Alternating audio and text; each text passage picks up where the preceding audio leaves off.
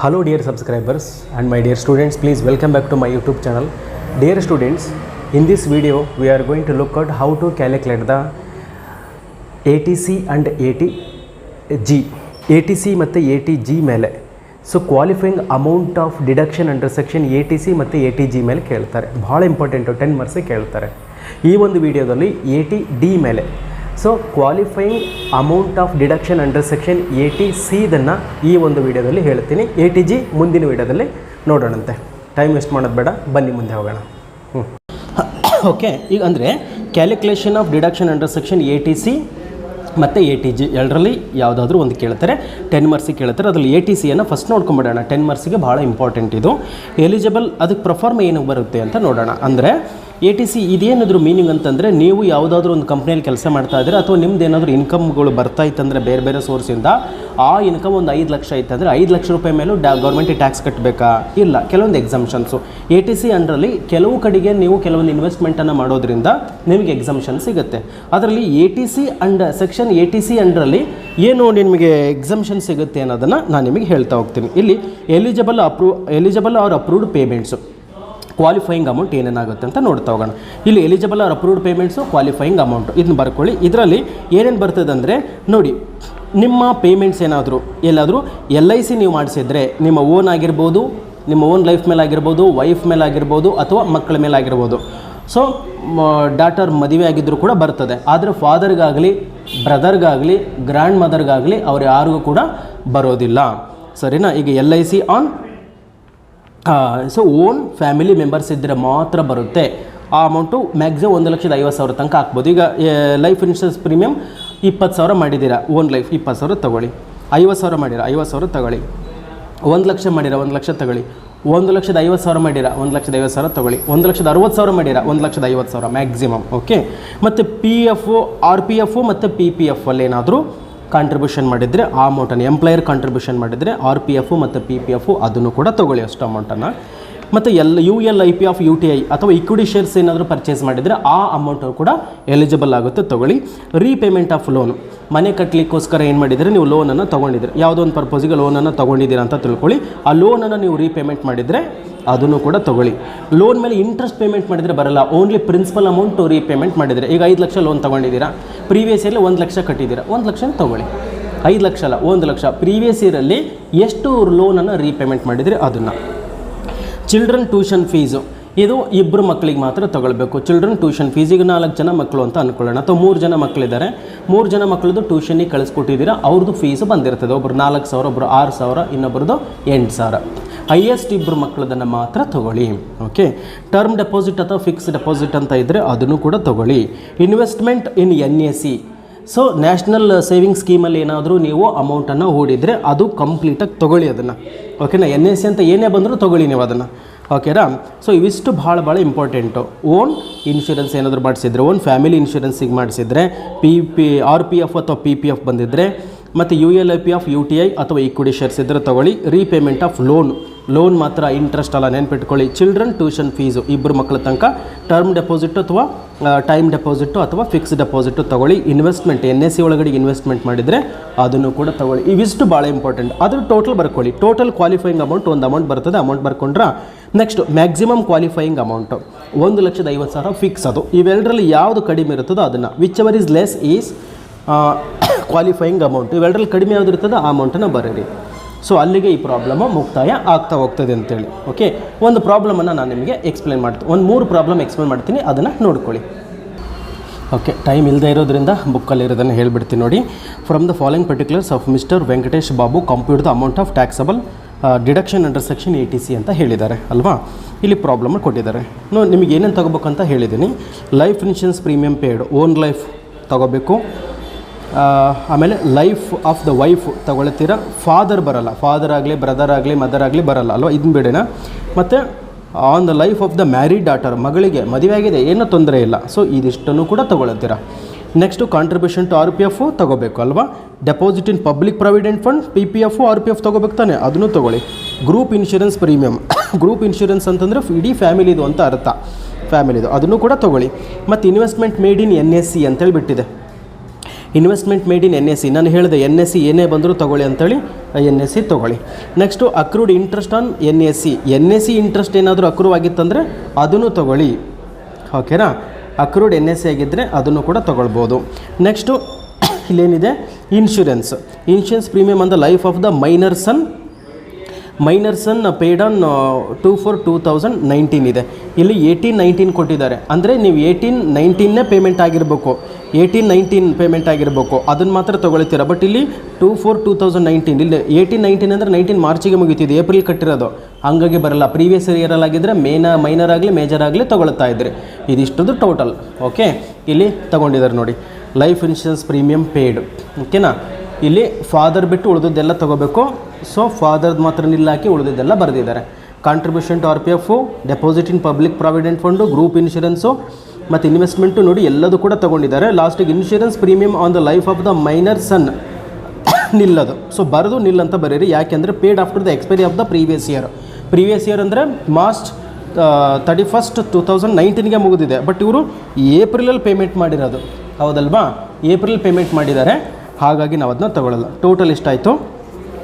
96,000 rupees ಆಯಿತು. 96,000 rupees ಆಯಿತು. ಇಲ್ಲಿ ಮ್ಯಾಕ್ಸಿಮಮ್ ಎಷ್ಟು ಇಲ್ಲಿ ಬರೆದಿಲ್ಲ, ಇಲ್ಲಿ ಆ್ಯಕ್ಚುಲಿ 96 ಎಲಿಜಿಬಲ್ ಆಗಿರೋದ್ರಿಂದ 1,50,000 ಬರುತ್ತದೆ, ವಿಚ್ ಎವರ್ ಇಸ್ ಲೆಸ್ ಅಲ್ವಾ, ಇರಲಿ. Amount of deduction under section, so ಇಲ್ಲಿ ಟೋಟಲ್ ಕ್ವಾಲಿಫೈಯಿಂಗ್ ಅಮೌಂಟು 96,000. ಇಲ್ಲಿ ಮ್ಯಾಕ್ಸಿಮಮ್ ಲಿಮಿಟ್ ಎಷ್ಟಿದೆ? 1,50,000, whichever is less 96,000.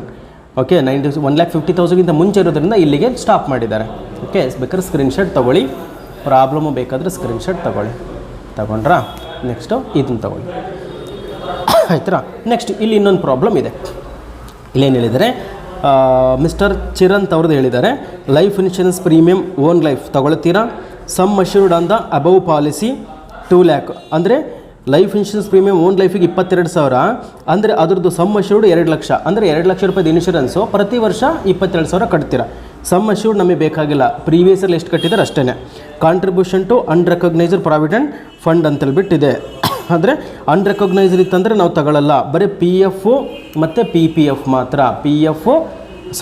RPF ಮತ್ತು PPF, public provident fund, recognised provident fund. ಇದು ಅನ್ರೆಕಗ್ನೈಸ್ಡ್ ಅಂತೇಳಿದೆ, ಅನ್ರೆಕಗ್ನೈಸ್ಡ್ ಇದ್ದರೆ ನಾವು ತಗೊಳ್ಳಲ್ಲ, ಅದು ಒಂದು ಸ್ವಲ್ಪ ನೆನ್ಪಿಟ್ಕೊಳ್ಳಿ. ನೆಕ್ಸ್ಟ್ ಕಾಂಟ್ರಿಬ್ಯೂಷನ್ ಟು PPF ತೊಗೊಳ್ತೀರಾ? ಸಬ್ಸ್ಕ್ರಿಪ್ಷನ್ ಟು NSE ಇದ್ರೆ ತೊಗೊಳ್ಬೇಕಲ್ವಾ? Accrued interest on the 1 year completed NSE ತೊಗೊಳ್ತೀರಲ್ವಾ? ಓಕೆ, ಲೈಫ್ ಇನ್ಶೂರೆನ್ಸ್ ಪ್ರೀಮಿಯಮ್ ಮದರ್ದು ತಗೊಳ್ಳಲ್ಲ, 2 ಐಟಮ್ ಬಿಟ್ವಿ. Repayment of the bank loan borrowed for construction of the house, repayment of loan ಇದೆ 21,000 ತಗೊಳ್ಬೇಕಲ್ವಾ? So ತಗೊಳ್ಳಿ. ಲೈಫ್ ಇನ್ಶೂರೆನ್ಸ್ ಪ್ರೀಮಿಯಮ್ ತೊಗೊಂಡಿದ್ದೀವಿ. ಆಮೇಲೆ ಕಾಂಟ್ರಿಬ್ಯೂಷನ್ ಟು ಅನ್ರೆಕಗ್ನೈಸ್ಡ್ ಇದ್ದರೆ ತೊಗೊಳ್ಳಲ್ಲ, ಬಿಟ್ಟಿದ್ದೀವಿ. ಕಾಂಟ್ರಿಬ್ಯೂಷನ್ ಟು PPF ತೊಗೊಂಡಿದ್ದೀವಿ. URPF ಅನ್ರೆಕಗ್ನೈಸ್ಡ್ ಇದ್ದರೆ ತಗೊಳ್ಳಲ್ಲ ಅಂತ ಹೇಳಿತ್ತು, ತಗೊಂಡಿಲ್ಲ. ನೆಕ್ಸ್ಟು ಸಬ್ಸ್ಕ್ರಿಪ್ಷನ್ ಟು NSE ಏನೇ ಬಂದರೂ ತೊಗೊಳ್ಬೇಕು.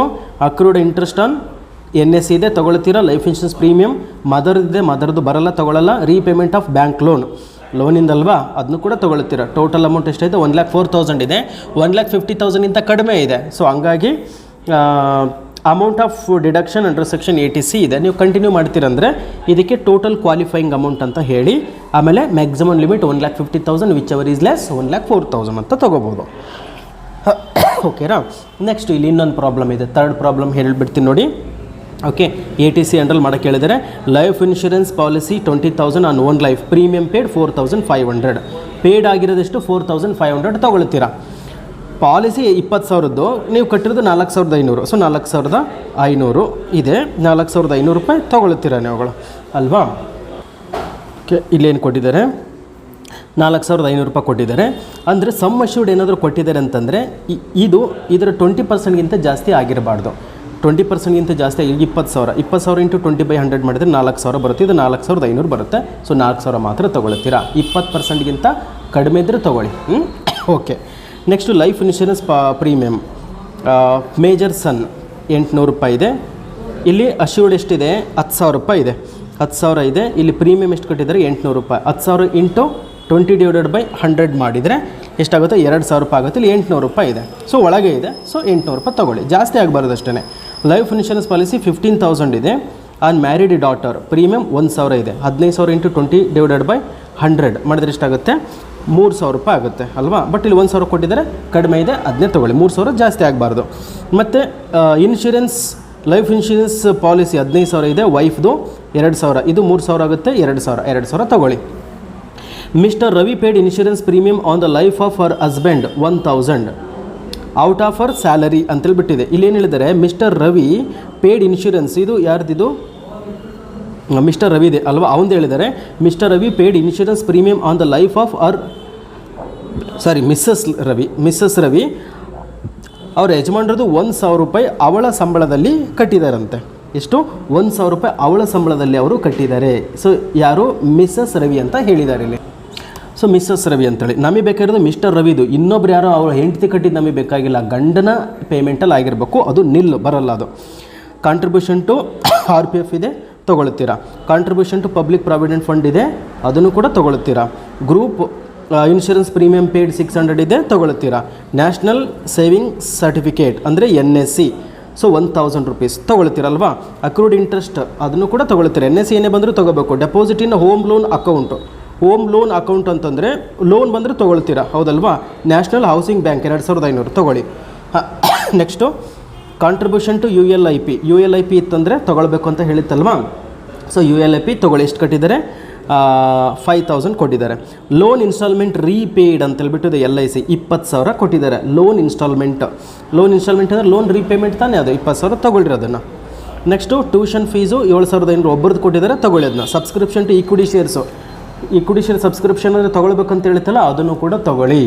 ಸೊ ಇಲ್ಲಿ ಏನಂತ ತೊಗೊಂಡಿದ್ದಾರೆ ನಾವು? ಲೈಫ್ ಇನ್ಶೂರೆನ್ಸ್ ಪ್ರೀಮಿಯಮ್ 20,000 ಇದೆ. 20,000 ಡಿವೈಡೆಡ್ ಬೈ 20/100 4,000 ರೂಪಾಯಿ ಆಗುತ್ತೆ. ಇಲ್ಲಿ ಆ್ಯಕ್ಚುಲಿ 4,500 ಕೊಟ್ಟಿದ್ದಾರೆ, ಬಟ್ ಇದರ ಅಶ್ಯೂರ್ಡ್ ಕೊಟ್ಟರೆ ಇದರ 20% ಕ್ರಾಸ್ ಆಗಬಾರ್ದು ಅಲ್ವಾ. ಸೊ ಕ್ರಾಸ್ ಆಗಿದೆ, ಹಂಗಾಗಿ 4,000 ರೂಪಾಯಿ ಮಾತ್ರ ತೊಗೊಳ್ತೀರಾ.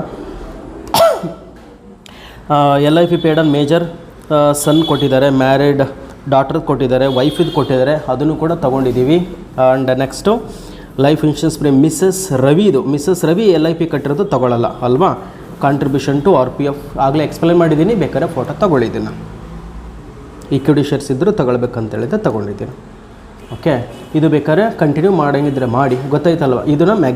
ಇದು ಕ್ವಾಲಿಫೈಯಿಂಗ್ ಅಮೌಂಟ್ ಅಂತ ಹಾಕಿ maximum amount 1,50,000 which is less is the net qualifying amount ತೊಗೊಳ್ಬೋದು. ನೆಕ್ಸ್ಟು ಇಲ್ಲೊಂದು ಪ್ರಾಬ್ಲಮ್ ಕೊಟ್ಟಿದ್ದಾರೆ. ಇದರಲ್ಲಿ from the following information computer deduction under section 80C ಅಂತ ಇಲ್ಲಿ ಇಬ್ಬರದ್ದು ಕೊಟ್ಟಿದ್ದಾರೆ. ಸೊ ಇಬ್ಬರದ್ದು ಕೊಟ್ಟಾಗ ಏನು ಮಾಡ್ತೀರಾ ಅಂತಂದರೆ ಇಬ್ಬರದ್ದು ಸಪ್ರೇಟಾಗಿ ಹಾಕ್ಕೊಳ್ಳಿ. ಹೆಡ್ಡಿಂಗ್ ಬರೀಬೇಕು ನೀವು. Particulars mister X mister Y ಅವ್ರದ್ದು ಏನೇನು ಕೊಟ್ಟಿದ್ದಾರೋ ಎಲಿಜಿಬಲ್ ಯಾವುದಾಗಲ್ಲ ನಿಮಗೆ ಗೊತ್ತಾಗುತ್ತಲ್ವ. ಇದನ್ನು ನೀವೇ ಮಾಡಿ ಆನ್ಸರ್ ಕಳಿಸ್ಲಿಕ್ಕೆ ಟ್ರೈ ಮಾಡಿ.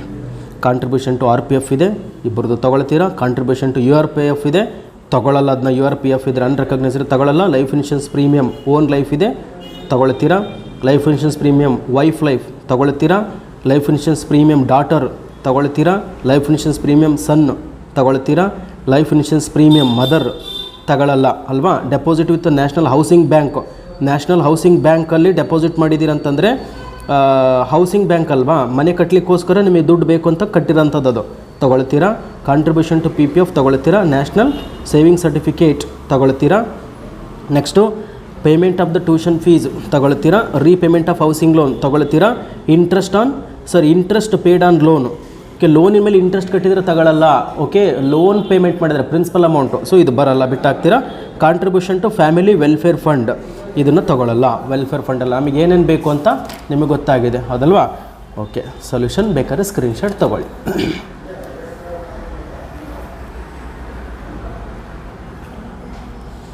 ಓಕೆ, ಗೊತ್ತಾಯ್ತಲ್ಲಮ್ಮ. Okay, so this is all about 80C. ನಿಮಗೆ ಅರ್ಥವಾಯಿತು ಅಂತ ಭಾವಿಸ್ತಾ ಮುಕ್ತಾಯ ಮಾಡ್ತೀನಿ. Thank you, have a nice day. ಮುಂದಿನ ವೀಡಿಯೋದಲ್ಲಿ 80G ಬಗ್ಗೆ ಹೇಳ್ತೀನಿ.